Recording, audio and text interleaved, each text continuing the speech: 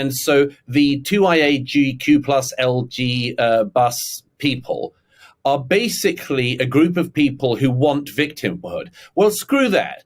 I'm not a victim. Julie's not a victim. We're not victims. We don't live our lives as victims.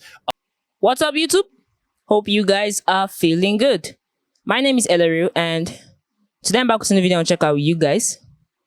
This is called Big Fat Ugly Bloke.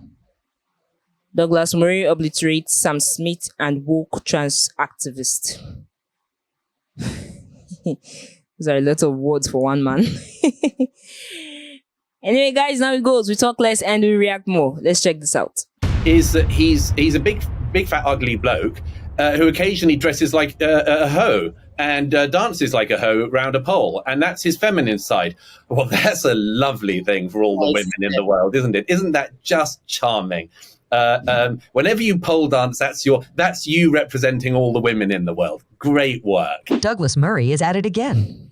This time, he calls out and confronts Sam Smith and trans activists. Douglas Murray has been unspoken on the insanity of trans ideology and as a result, been met with a lot of hate. In this video, he yet again exposes the mess that is trans ideology. Douglas Murray did not hold back.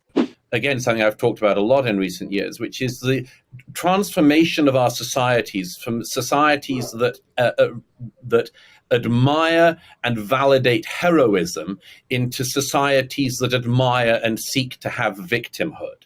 And so the 2IAGQ plus LG bus people are basically a group of people who want victimhood. Well, screw that. I'm not a victim. Julie's not a victim. We're not victims. We don't live our lives as victims. But there's a certain type of heterosexual male in particular who wants a bit of the victimhood pie. They have the disaster, and it is a disaster in our era, to be born a white, cis, heterosexual male. They've got this terrifying disadvantage from the first of their life, which is that they can't claim victimhood. But now you can.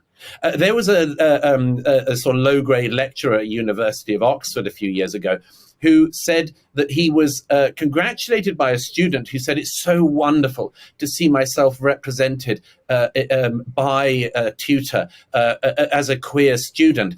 The tutor in question apparently, I think, put nail polish on or something and is married to a woman. Sorry, you're not queer. You're boringly straight. You're just straight. And that's fine. You know, some of my best friends are straight. I don't think there's anything wrong with it. I think we should all live and let live. But this guy has realized in our era to be straight, that's not enough. So he thinks, oh, I'll paint my nails and then I'll call myself queer. Sorry. And also for some of us, queer isn't a nice word. We didn't like hearing that word. We didn't like hearing that word from straight people when it was hurled at gay people in the street. And we don't like it being used by straight people who want a bit of the sodding victimhood pie. And that's what we're seeing. Central to Murray's argument is the notion that Western culture has undergone a significant transformation in its social value system, wherein being a member of a historically privileged group, such as straight white males, is now often portrayed as a mark of inherent societal guilt.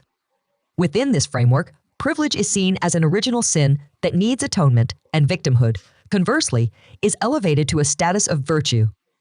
This cultural shift has profound implications, encouraging a race to the bottom where individuals and groups compete for social recognition and moral authority based on their level of perceived oppression rather than their achievements or character. The rise of transgenderism, in Murray's view, can be partly attributed to this cultural milieu. Transgender individuals, historically marginalized and facing undeniable struggles, are seen within this context as embodying the epitome of victimhood, and therefore a virtue in the eyes of those who subscribe to this cultural narrative. This has led to a broader societal phenomenon where claims of identity, particularly those that diverge from the normative expectations of gender and sexuality, are often uncritically celebrated as acts of courage and authenticity, irrespective of the individual circumstances or complexities involved.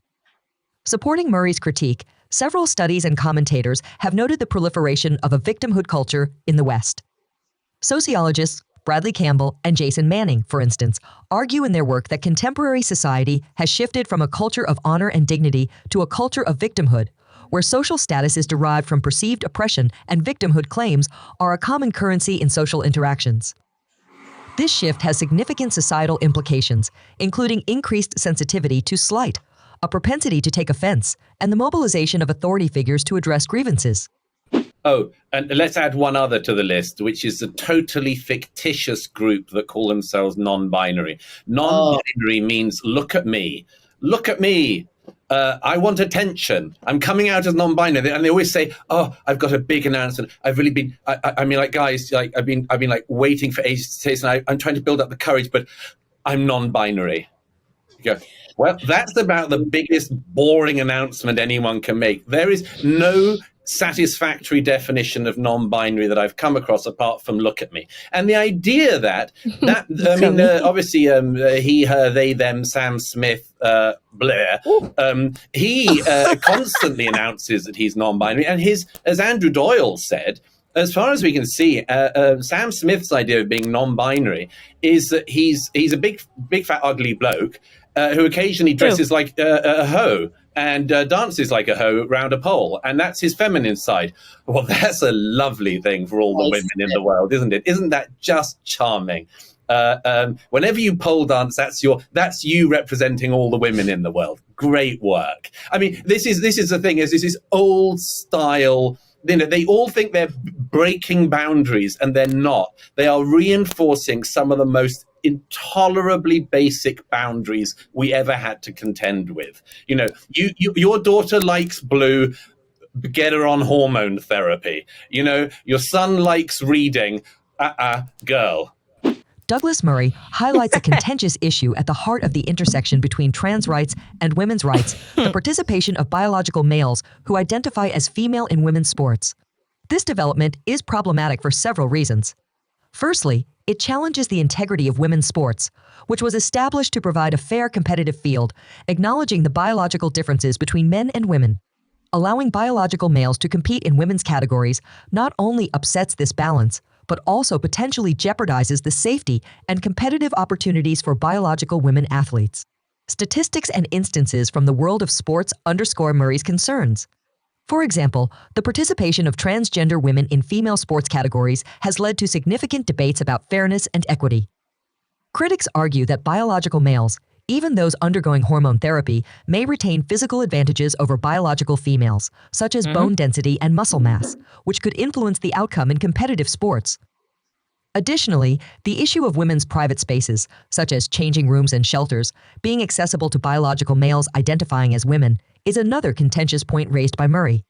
These spaces were fought for as sanctuaries for women, recognizing their right to privacy and protection, especially in contexts where they are most vulnerable. The intrusion into these spaces under the banner of inclusivity raises complex questions about the balance between inclusivity and the right to privacy and safety for women. Supporting Murray's critique, many feminists and women's rights activists have voiced similar concerns. For instance, renowned author J.K. Rowling has publicly expressed worries about the implications of unregulated self-identification of gender on women's spaces and rights, emphasizing the need to strike a balance that respects and protects all individuals' rights and dignities. In the broader cultural context, the rise of victimhood as a valued status in the West plays a significant role in these debates. The competition for victim status detracts from collaborative efforts to address genuine inequalities and injustices experienced by women. Okay. This was a slightly funny one. Now I was expecting some hits, but it all seemed like a big joke to Douglas, innit?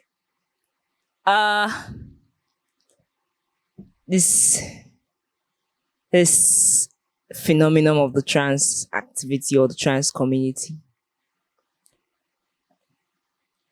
A lot of people are not happy with what they portray, especially the queer men. I mean, it's understandable. Look at Douglas' point of view. I mean, calling the popular musician Sam, said he associates himself as non-binary, but then he dances like a whore and dresses like a whore, portraying his feminine side. So does that mean all females are like that? Evidently not. They are not. And I certainly agree with most of them when they say trans women should not be allowed to take part in biological women's sports. I mean, if we're going to be using these terms now, because a man is still a man and a woman is still a woman. Even if you may decide to change one or two things that alter how you were born, you can't alter everything within. I mean, there are some men who are relatively less stronger than women, but then they are teeny tiny bit. Very few. But generally, men are physically stronger.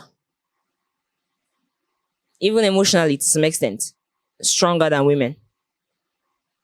So, for the sports aspect, based on physical strength, even if he has changed to a woman all of a sudden, he still has that strength. That's the truth. Take it or you leave it be. He still has that strength.